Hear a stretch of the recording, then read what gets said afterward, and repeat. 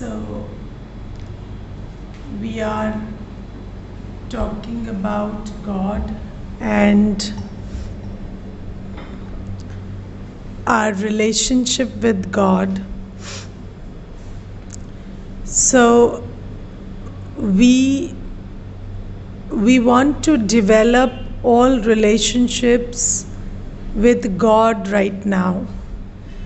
And why we want to do that is precisely because the relationships that we have formed in the world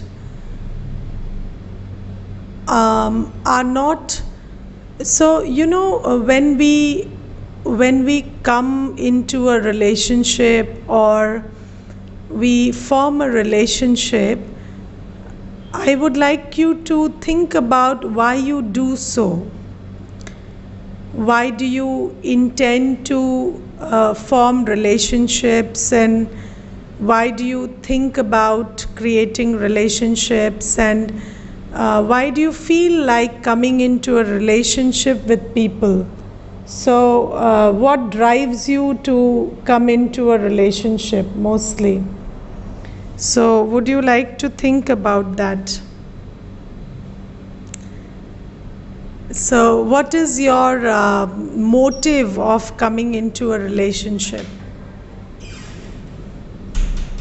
Because the wants we having facing for our requirement for our Yes, yes. So basically, we think that relationships will fill in the gaps in our soul. Yes, so we need love, we need respect, or maybe any other need that we think. So basically, I gave you a chapter on how we are trying to fill spiritual needs through physical means.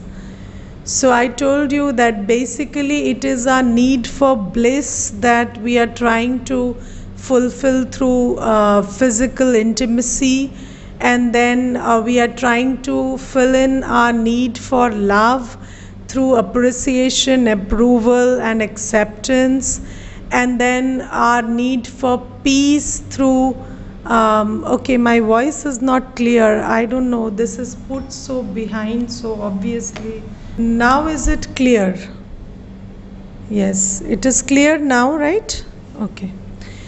So basically, the relationships that we form are usually formed with the motive that they will fill the gap in the soul that we are, and we are trying to fill gaps of spiritual needs through physical means. So we want people to speak sweet words to us, and words of appreciation and words of upliftment, and then we think that will build our self-esteem. So because we are not sure of ourselves, if another person keeps reinforcing this thing that, oh, you are valuable, and oh, you are required, and you are special, and you're worthy, then probably I will have more self-esteem about myself. And then there is this thought that perhaps when I engage in physical activity with another person, then maybe I will feel that experience of bliss, or that peak experience which people talk about. So these are kinds of imperfect ways of fulfilling spiritual needs. So basically, every soul needs knowledge, purity, peace, love, happiness, bliss, and power. And we think we could source it from people, places, and things.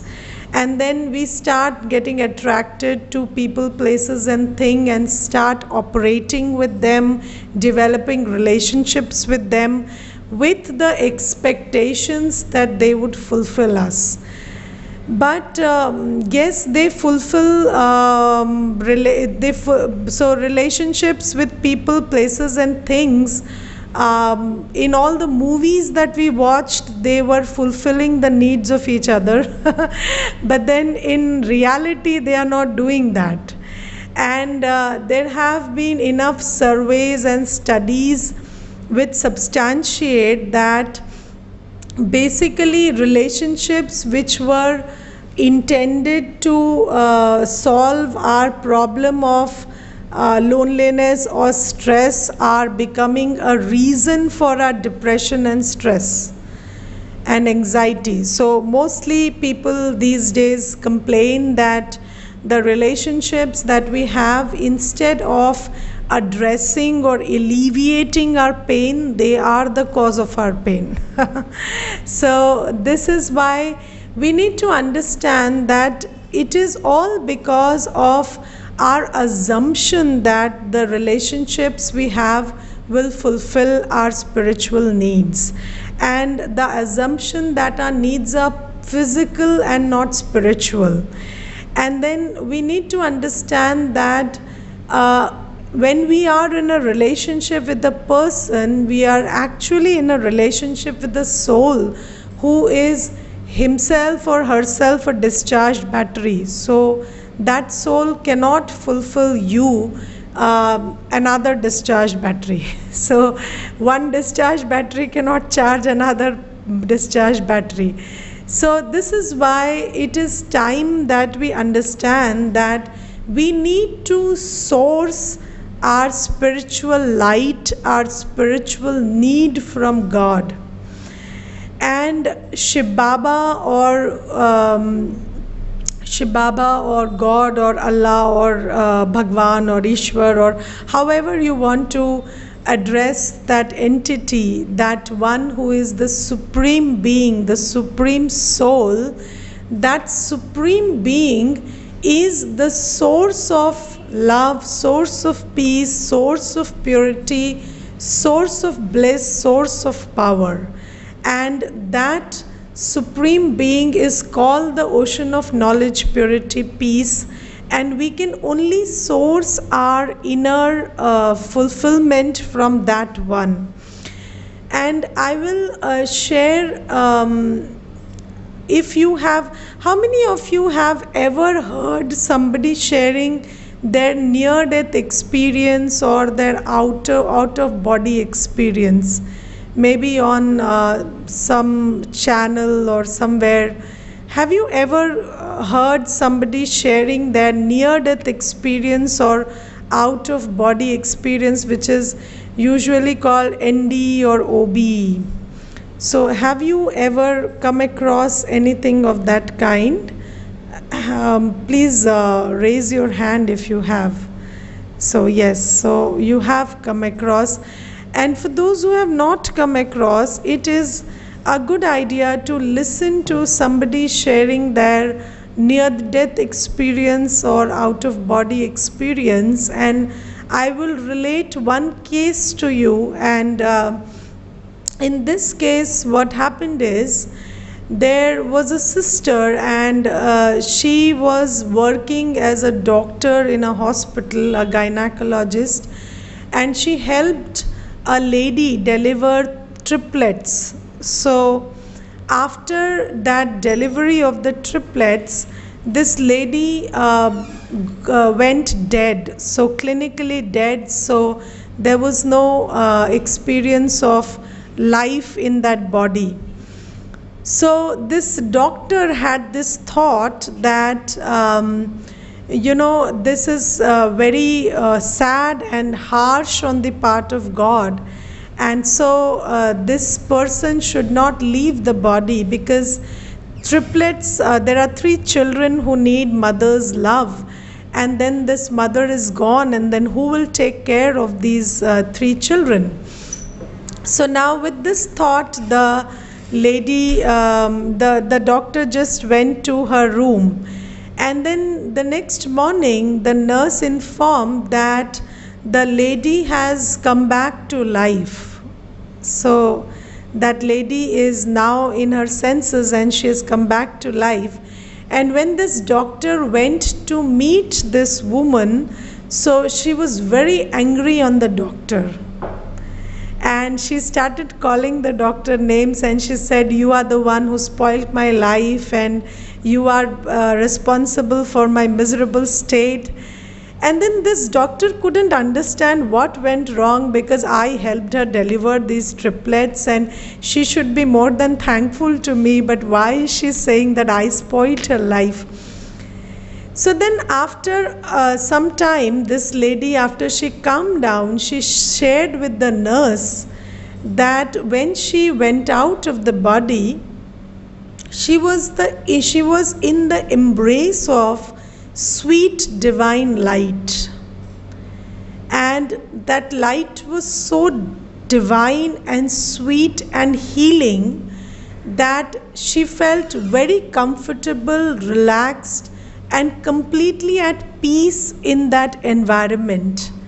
And she felt that she wanted to be here for so long, and now she's finally here.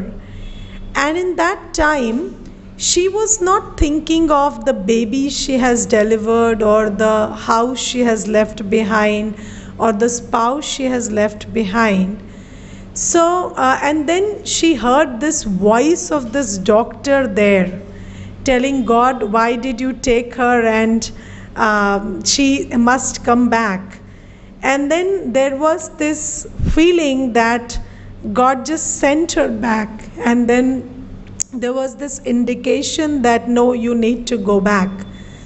So that is why she was angry with the doctor. Now, God in his Murlis has revealed that there are these phenomena in this world which help you get a glimpse of God sometimes. And it's not like it's actually, you come out of the body and then come in the body, but then these are some experiences which God gives to certain souls so that they can share how it is to be with God. And there have been studies, numerous studies, which number into lakhs, and numerous studies of near-death experiences have revealed that when somebody undergoes a out-of-body experience or near-death experience, then usually they find themselves in contact with pure, divine, sweet energy, which is very healing, very pacifying, very satisfying in nature. And when they make contact with that energy, they do not yearn to go back, they just want to be there. And then in that state of detachment from the body, when they are out of the body, there is a lot of clarity that all this relationship and the identities associated with your work and body in this physical world is more like an illusion. And then when you break free from that illusion through this out of body experience, a soul experiences that in fact my real connection is with this supreme energy, and you feel very one and very comfortable with that one. And then this experience, after they have this experience and they come back, because out of body experience is all about souls who come back and share this. So when they come back after this experience, they have a very different attitude towards life, work, and relationships. So they don't break away from everything, but they know that this is just temporary, and I need to be myself, my loveful self, my pure self. My work is to be giving in this relationship or in this situation, and I am actually very complete, and I can go back to my experience of being with the Supreme One who fulfills me, and then I can operate here in a very detached and loving fashion. So this is how they bring light to this world about how actually we need to operate. We don't need to be enmeshed in our relationships and identities and work. We can work with people, places, things, everything that is around us in a very detached and loving fashion. And we can time and again source our strength from the Supreme Being. So we can just come up with the breaks during the day, or whenever you are free, whenever you have nothing to do on the external, instead of fretting and frowning about things that are not in your control, you could just come to the awareness of who you are and of the eternal relationship which you share with this one who is supreme. And in that connection, you could fulfill your heart, you could fill your soul with all the energy, the love, the peace, the purity that you need to operate here. And then you can operate not as a beggar but as a giver. So this is the way. So God has many ways of giving this message to souls. And just like one way of giving the message was coming into Brahma Baba's body and educating us about all of this, there are other ways in which this message has been given by God, and near-death experience is one of them. And when these souls come back from that experience and share their experience, then people who listen to that experience can recreate it, and they can understand how to connect with the Supreme. And then they can also understand that, okay, I am a soul working with this body, this context and other things, but then I belong to God. And whenever I want, I can just turn my attention to that eternal connection with the most powerful one that I share. And in that connection, I can just fill myself and then operate from the point of being a giver here. So this is something that we are doing theoretically, and they do it experientially. But then this is exactly what we are doing, and in all those lakhs of cases, there is no discrepancy, and all of them experience the same thing in case of a near-death experience or an out-of-body experience. So that God who has this beautiful energy of sweetness and of healing and of purity, that Shiv Baba has come, and he is giving us our introduction. And what he is asking us to do is, off and on, whenever we find the time, and primarily at the onset of the day, what we do is we come to the awareness that I am this being of love and light, and I orient myself towards that ocean of love, that ocean of sweetness residing in the soul world. And in that contact, in that mental contact, recharge myself. And when I recharge myself, I'm equipped enough to operate as a giver in this dimension, which is the physical dimension. All right, so this is basically what I am trying to tell you in so many ways. And we discussed about relationship with God. So relationship with God entails him being a teacher and teaching us about the truth, being a father and adopting us and giving us our needs. But then we need to operate with him as a child. And how a child operates with the father is, they just tug along. So whenever the father is there, so the child is with the father. So just like a child is with the father, so I have to be with Shiv Baba so that he can nourish me and heal me. So all I have to do is stop being the owner or the responsible one for minutes in a day, seconds in a day, and just come to this awareness that I'm a sweet child, and go into the lap of Shiv Baba and just recharge myself, source my spiritual strength, fulfill myself, and then come back and operate here.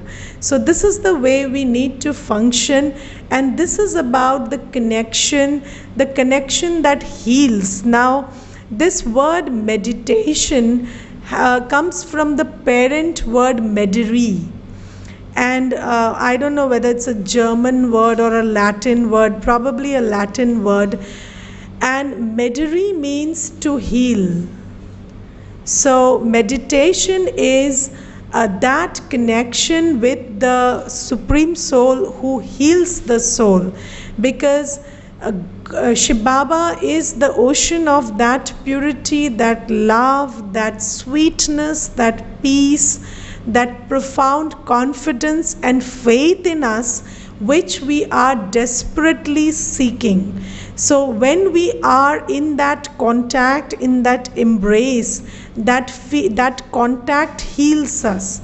That is why this is called the healing connection or meditation. So, now let's meditate for some time, let's establish that connection, and then we will talk about other relationships with Baba. So,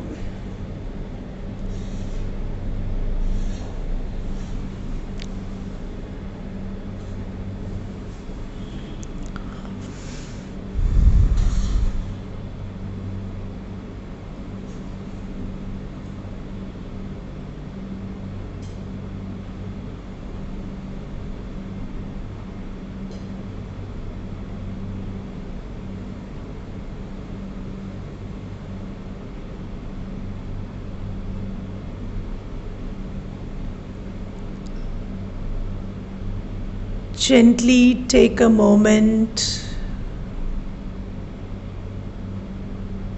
to come to your own awareness.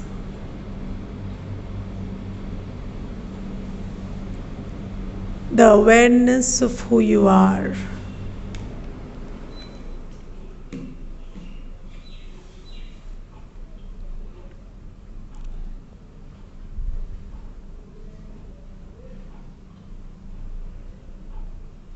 I am the divine, pure energy,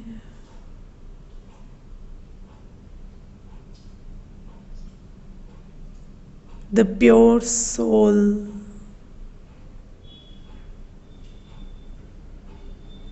sitting behind the eyes of this gross body.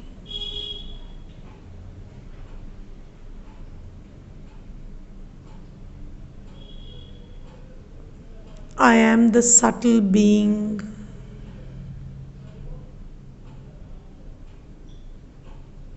the very pure, divine and subtle being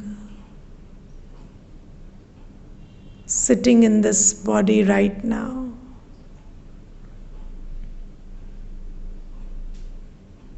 I am a guest in this world.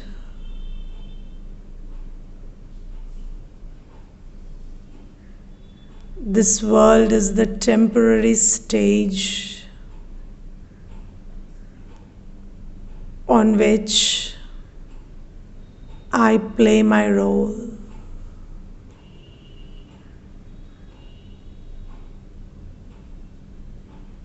But my home lies beyond.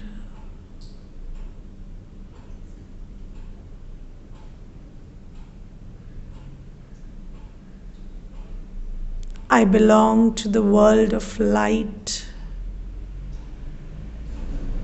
and to the source of light.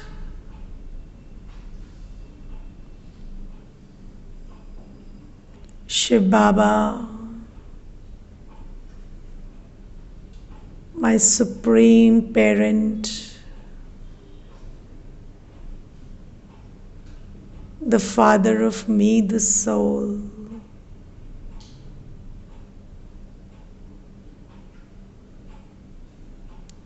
is the source of all that I need.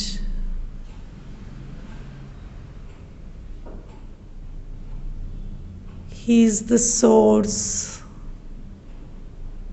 of the healing energy called unconditional love. The ocean of pure love, spiritual love, divine love.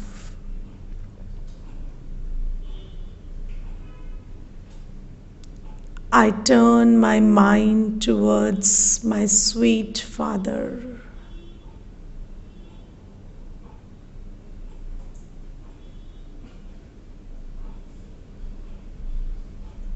And establish this divine connection with Him.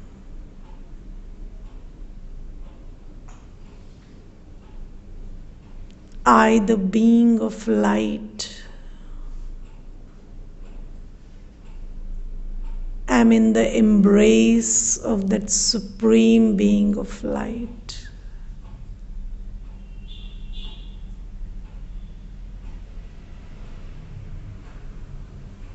Baba's energy is healing, pacifying, and comforting.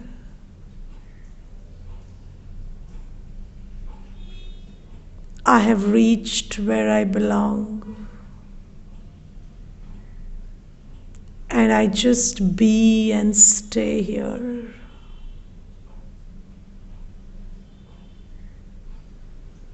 I am with the sweetest one, the purest one.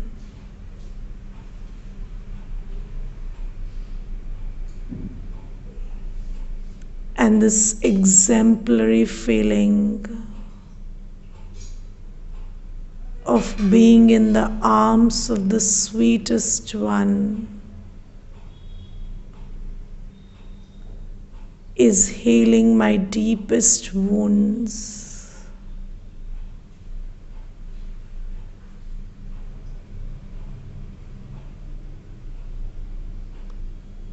Time has stopped.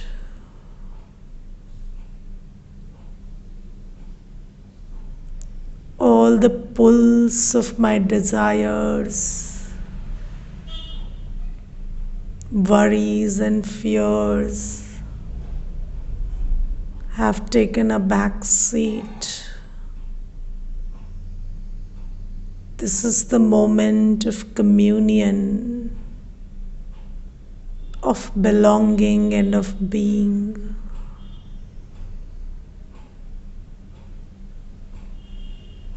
There is no intention to move or change in this moment. I just belong.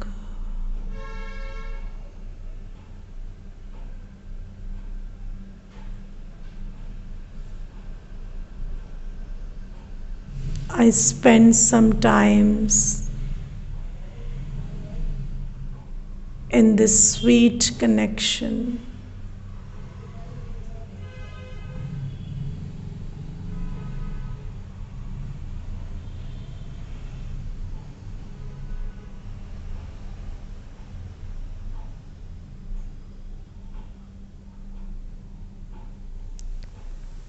Now I gently come back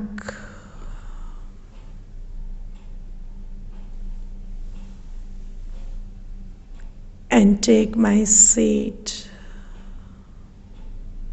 behind the eyes. Come to the awareness of the physical dimension. I feel recharged and nourished.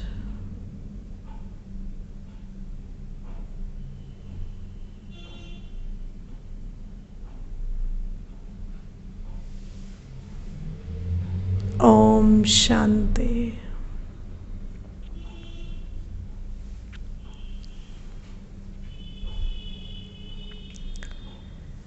Okay, so This is how we need to source our strength from Shiv Baba and then keep operating here. And then, do you know we will have to leave this body?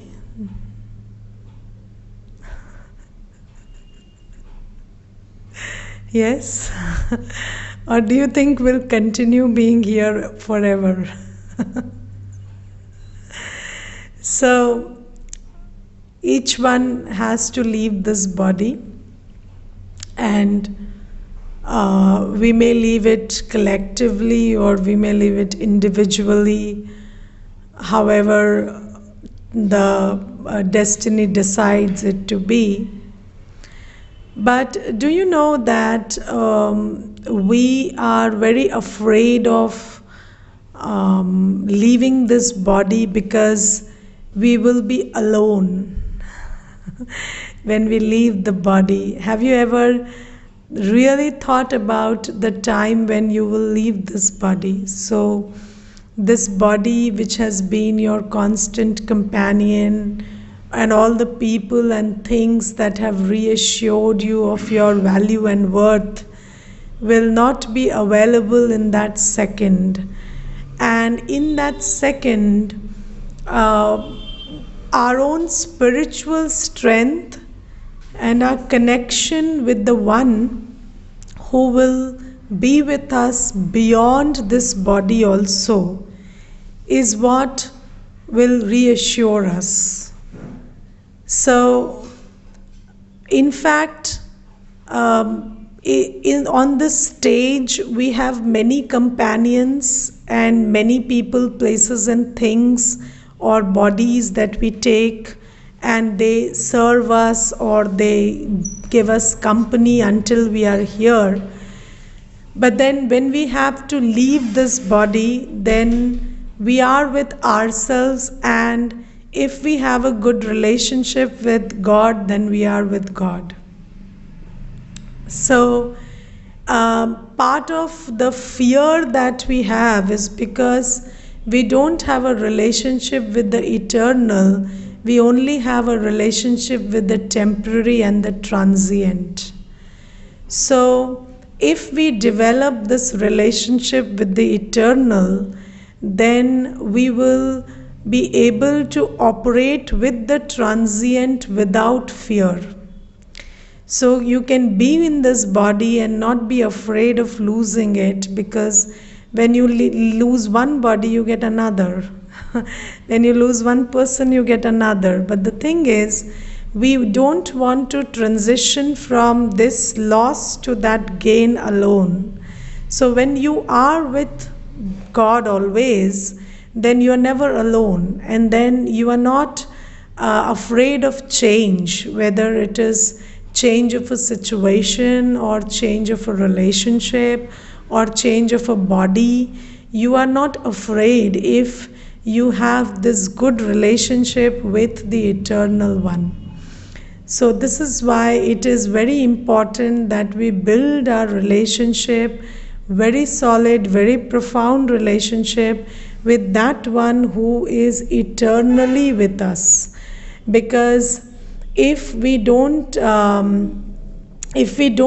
build that kind of relationship, then we will always be in relationship only with the temporary, and that will cause a lot of insecurity and fear, because that relationship is giving me something which is temporary in nature, but I'm attached to it and dependent on it, and I'm afraid of losing it. But if I source all my attainments from the eternal, from that connection with Shiv Baba, then I can always be in a state of equilibrium, and then I can operate with this body, this relationship and everything, and be okay with their changes and vagaries, and still be stable and have a respectful and accepting attitude towards everyone and everything. Okay, so, and basically, if you radiate this energy of acceptance and respect,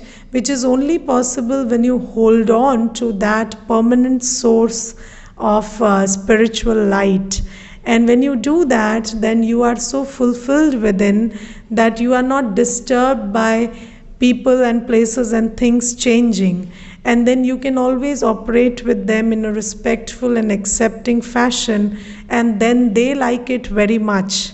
So they will always want to be with you. If you can radiate this energy of acceptance and respect, come what may. Is whatever I'm saying making sense to you all? Yes. So this, ha Purnima Ben. Acha, this is a yes. Okay.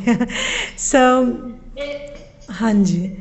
So, also Hanji. I want to ask that the attachments and emotions that we are in this birth, so they move with us or they stay here only and our soul moves to other world So without any attachment?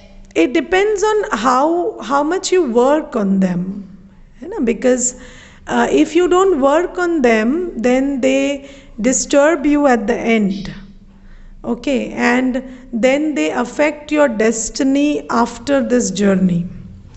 And if you work through them and you are able to lift your attachment from everything and everyone gently by attaching to that supreme one. So this is the work that we need to do right now. Then when we leave all of them, we can leave them.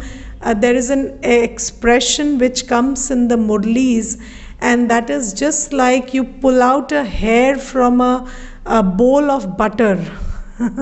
So if there is a hair in that bowl of butter and you pull out that hair, then there is no resistance.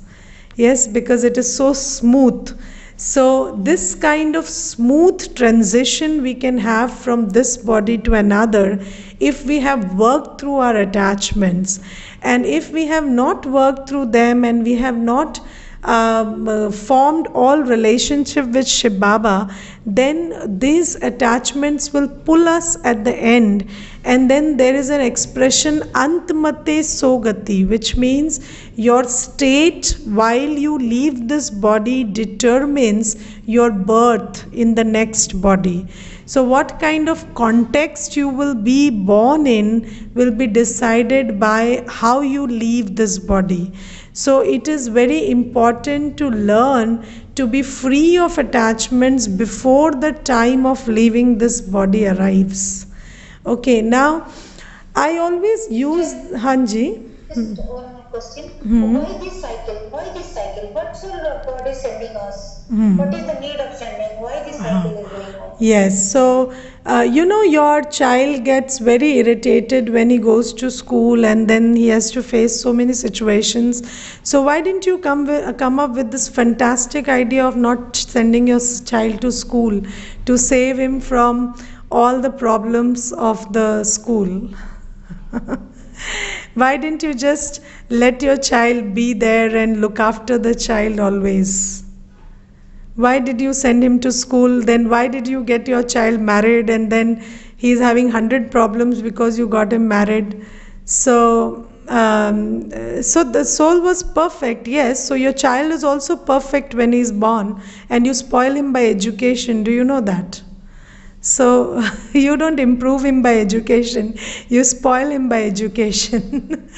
But so this is how it is. So this is a play, and just like the existence of a seed is defined by their coming to the earth. So if I give you a bag of seeds and I tell you these are really high quality seeds and they can give rise to really high quality plants, but what you do is you don't plant them and you just keep them, then what you say, they are useless.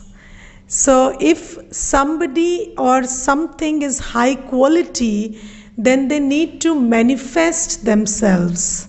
And that is why when we are perfect, when we were perfect in that world, we came here to express our perfection. So this play was more about expression than about acquisition. But then somewhere it became about acquisition because we ran out of spiritual energy. And then when we come back to our spiritual power, then it again changes into a play of expression rather than a play of acquisition. So, that which I told you in the language of it was inside out and then it became outside in, because we became less and less and depleted in our spiritual power. So, again, when we source ourselves from the Supreme One and we become fulfilled, then this play will be an expression.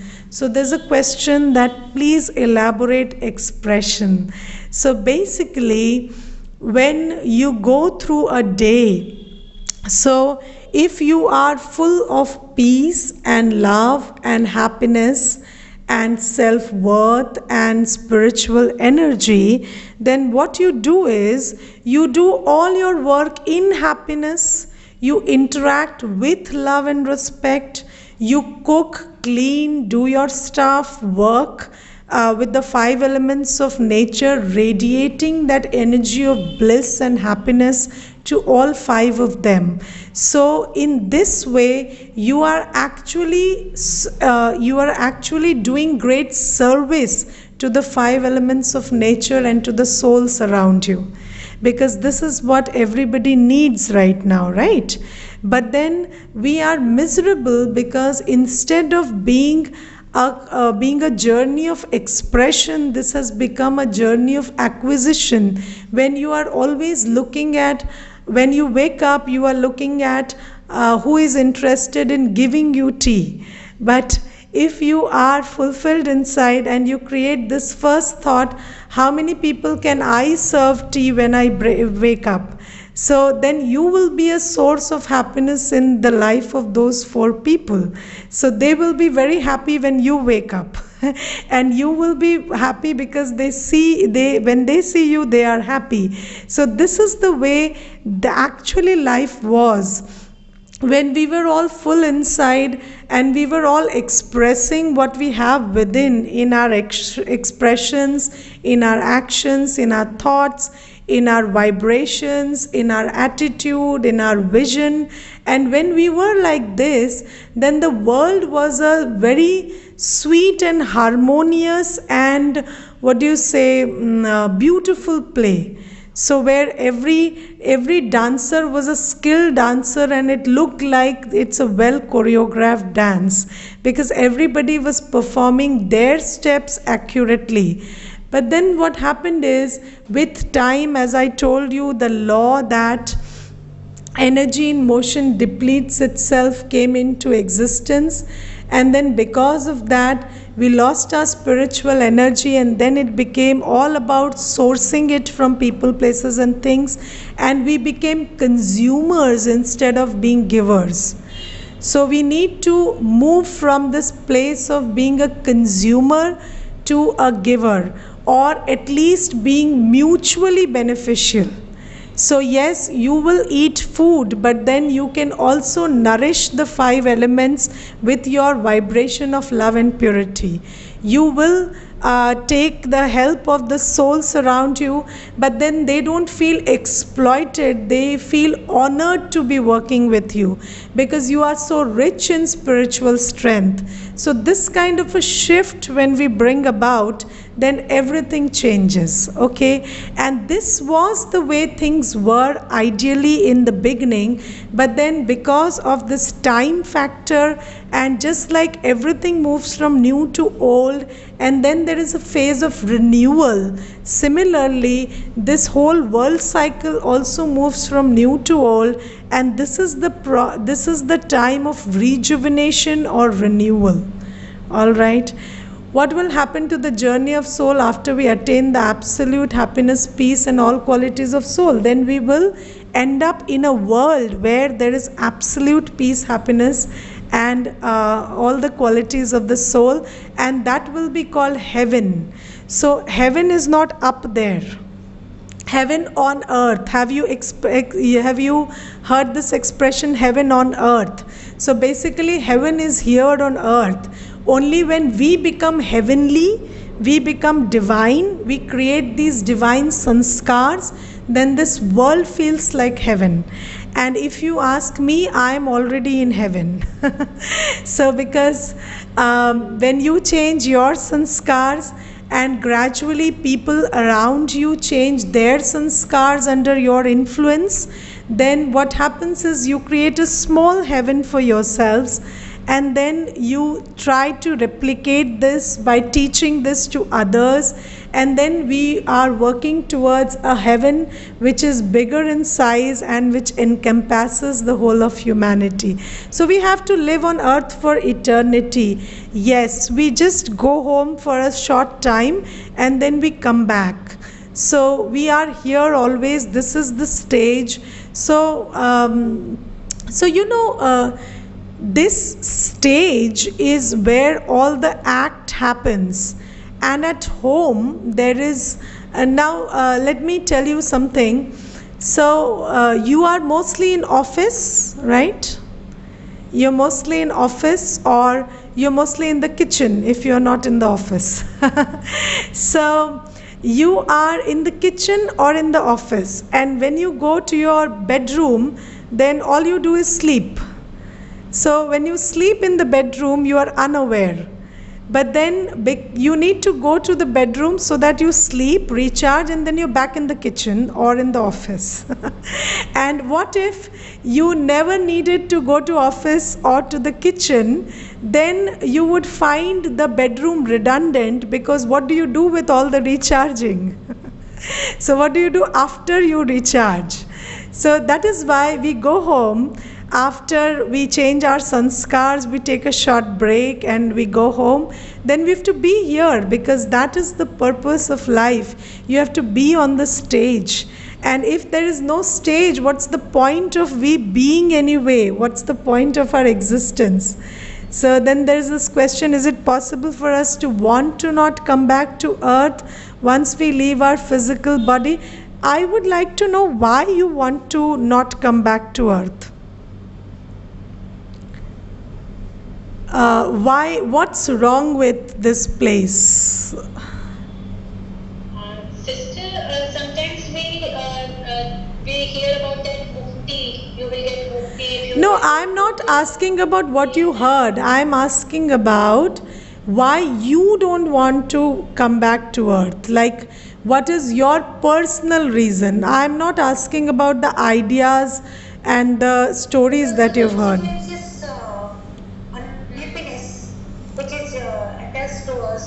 So basically your problem is sorrow. Your problem is not earth, right? So here you are learning the art of moving beyond sorrow. Yes, this is what we are learning. So when we create, so there are three words. There is sanskar, which is personality trait. There is sanskriti, which is culture. And then there is sansar, which is the world. So when you change your individual sanskar, so when you change your sanskar of being a taker or a consumer to a giver, then other people around you get that signal that this is a donor, and this influences them also to have a big heart. And this is how you create a culture of giving. So when one person changes in sanskar, then it helps to create a culture of change. And then other people also have sanskar of giving. And then slowly, gradually, we create a world which is sansar, which has a different way of operating than this. In that sansar, there is no sorrow. So why do you want moksha when you can be in a world of happiness? Now, why was this concept of moksha given? The thing is, before Shiv Baba came on to this planet and started sharing about the possibility of heaven on earth and the way to go about it, we did not have knowledge about how to deal with this sorrow. All right, so we didn't know what to do about this sorrow. So now the sannyasis, and you know, this sannyas dharam is only some 1200 to 1500 years old. It's not very old. So all this happened in this span of 1000 to 1500 years back. And before the sannyas dharam, there was no concept of moksha. So you should know this, that before sannyas dharam came, there was no concept of moksha, and mostly it was said that bhaj govind chalo vrindavan. So everybody wanted to go to the land of happiness. So they wanted to go in a land where Krishna resides. So they wanted to go into a land of happiness and prosperity. So that was how we looked at life. But then what happened? Sorrow started increasing, and sorrow is related to time, as we discussed earlier. So when sorrow started increasing, then what happened is sannyasis figured out, those souls were learned and they had intuition, and they figured out that celibacy is very important. Right? So they figured out that because of this lust, a soul is robbed of spiritual energy very fast. So what they said is, if you go to the jungle and you meditate and you leave everything and you seclude yourself, and then you win over your senses through seclusion, then it will help you to go beyond this cycle of birth and death.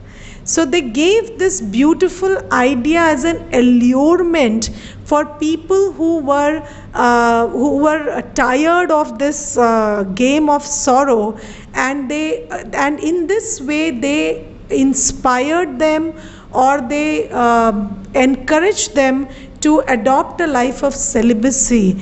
Because as you know, even in Brahma Kumaris, there is this practice of celibacy, and Shiv Baba recommends that we abstain from sexual activity, and this is because lust is the most body conscious of all activities that we perform. And if a person is engaging in lustful activity, then he is the most distant from his spiritual self and the most connected to his physical self at that time, right? So that's a state where you are most connected to your physical body. So, and this is why when the connection with the physical body is at the highest, then the distance from the spiritual self is the highest. And in that condition, the spiritual energy of the soul is lost. So, because sannyasis had somehow figured that it is important to go beyond lust, and Gita also says, Kam Mahashatru hai. So, our biggest enemy is lust. So, this thing sannyasis had figured, and there was no other way in which they could encourage people to adopt a life of celibacy. So, they gave this bait that, okay, if you do this, then you will be free from the cycle of birth and death. So this is how it happened. So because we didn't have a perfect solution, we came up with a temporary solution. Now there are many questions, and one of them is, originally the Supreme and the souls were the same. No, they were not the same. They were in the same home, but a Supreme Soul is a Supreme Soul and a soul is a soul. And then a soul has a role destined, and so we have to come and play that role. And the Supreme Soul also has a role destined, which is coming at the end and teaching us all of this stuff and giving us the power. So the Supreme Soul is also not free from role. albeit he doesn't come into this recurring cycle, but he comes and plays his role at the end of the cycle. So this is how it is. Then where was God, where he came from? So Tanushri, we will do this in the morning session, right? So you have missed that part where God lives and all, so we will take this up. Then there is another question. It is said that we are the part and parcel of the energy of Supreme Energy, and the moment when we realize, we will start doing things which may take us to that Supreme Energy, and then our energy will end. So I told you, we are not part and parcel. A soul is a soul, and a supreme soul is a supreme soul. Just like the person you call your child is not an extension of you, he is another soul, but you are in contact with that soul, so you can influence their journey. Similarly, the supreme soul is a supreme parent. We have a spiritual connection, so that when he comes to us and talks to us, we feel like listening to him. We feel like doing what he says because of the spiritual connection, but we are not one and the same being. I am a soul and he is a supreme soul. Then if we become celibate, how will the new souls come? So anyways, we are dealing with population explosion, so you better not worry about those souls, you worry about yourself. So this is not the time to think about how celibacy would adversely affect the universe, but this is a time when we should appreciate that celibacy would help the universe, because the biggest problem that we are suffering with today as humanity is population explosion. Child is supposed to have the same quality as the father, yes, only when he is a child. And when the child grows, then what happens is he becomes very different from the father. So similarly, when we came onto the stage in the first scene, so just like when we are in contact with Shiv Baba now, we are acquiring his qualities, but then when we spend a lot of time on this planet without him, which is when we come into the cycle of birth and death, we lose our energy and we become different from him. Okay, so then I wouldn't be here if my parents were celibate. So your parents were not celibate, that's why. So you had to be here. So, and you don't need to be celibate, you choose to be celibate if you understand the plight of the universe. Okay, so nobody needs to be celibate, you choose to be celibate. Okay, so we are here choose by choice, not by any compulsion. So God doesn't give you any compulsion. God talks to the wise you, and if it makes sense to you, you make that choice. And anyways, there are thousands and millions who don't listen to God, so they can do the work of bringing those souls down. So you can leave it to them. So if you so like, and if you want to do that act, you can. So that is not a compulsion, that is a choice, and that is the choice of that one to which it makes sense. All right. So this is about it, and we will discover other things tomorrow. So let's meditate for a few minutes and then we'll stop. Okay, yes, I forgot to tell you, tomorrow is Sunday, so we will not have a session tomorrow, but we will have a session day after and onwards. So this course will continue, and we will meet at 5 in the evening, exactly like we do from Monday. And if you are not comfortable with the timing, then you can let me know and I can switch. I can give you an option of a different timing, but I must tell you, all other courses are going on in Hindi. So if you are a Hindi speaking and Hindi understanding person, then this switch will be possible. If not, if you are comfortable with English sessions, then you must stick to this session. All right. Thank you. Let's meditate for some time.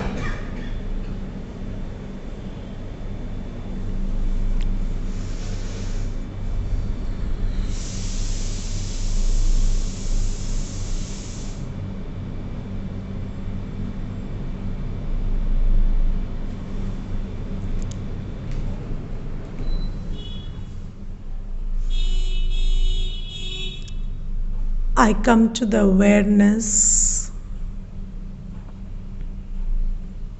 that I am a soul.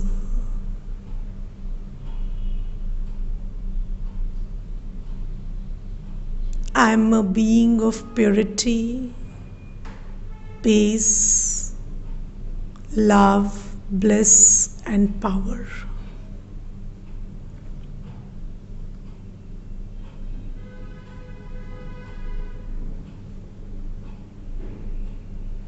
I understand that my value, my worth, my power is my vibration of peace, purity, love, bliss, and power.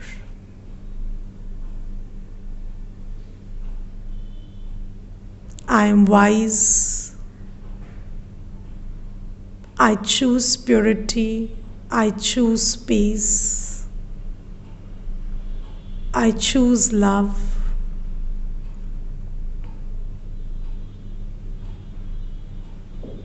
I do not give in to the pulse of attractions and repulsions.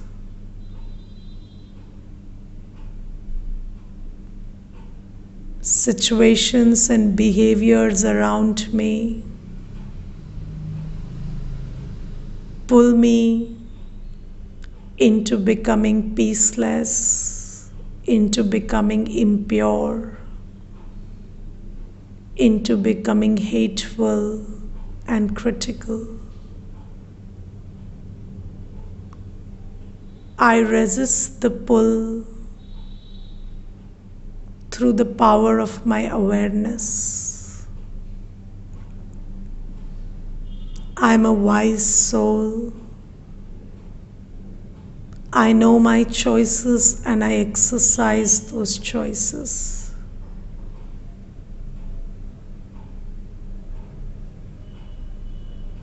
I know that all that matters is my purity, my peace, and my state of love and happiness.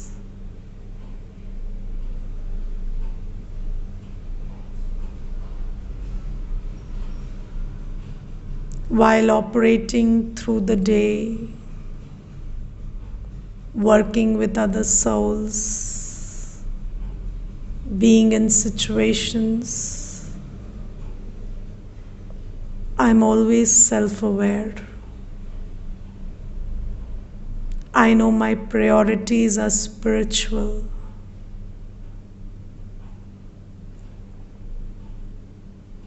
I know I have to live with myself forever. And my level of comfort with myself is my state of purity and peace.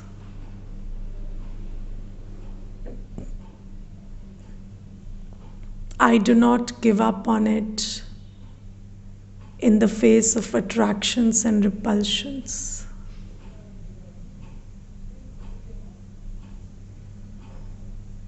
I choose to be.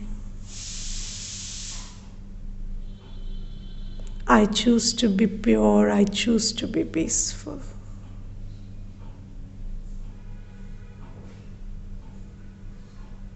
Just stay in this awareness for some time.